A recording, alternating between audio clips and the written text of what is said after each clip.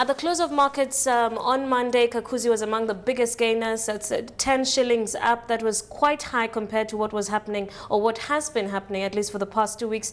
How would you describe market activity today?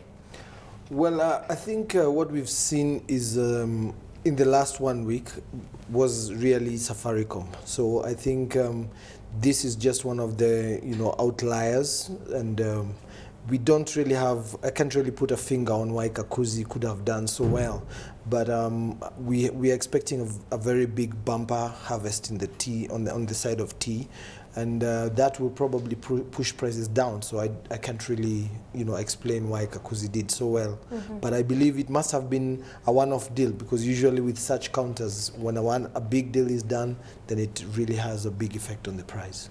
Let's have a look at some of the news emerging out of the markets today. KenolKobil, the share split has finally been effected. The share was trading at 10 shillings today. What's your analysis of how this move is likely to impact investor interest going forward? Well, normally in the past we see the share price go up because it tends to increase liquidity. It becomes cheaper for investors to get into the stock.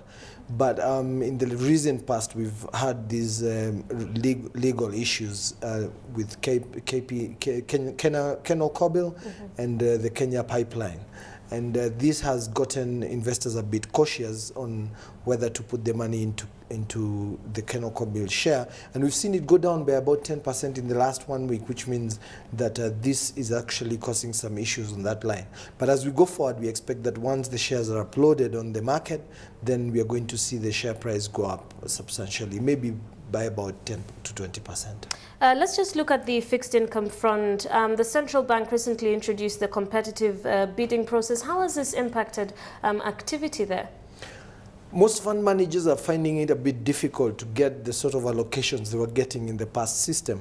And since the new bidding system is pushing interest rates down, what is happening now is we are seeing a shift to the secondary market in fixed income trading. And if you look at last week, we saw a very big increase in the fixed income trading on the secondary market. This is because the fund managers need to buy the fixed income securities, and since they're not getting the sort of allocations they would have gotten in the past system, they're going into the secondary market. So I think what is happening now is that it is helping in getting the main interest rates down, because that's what the government wants.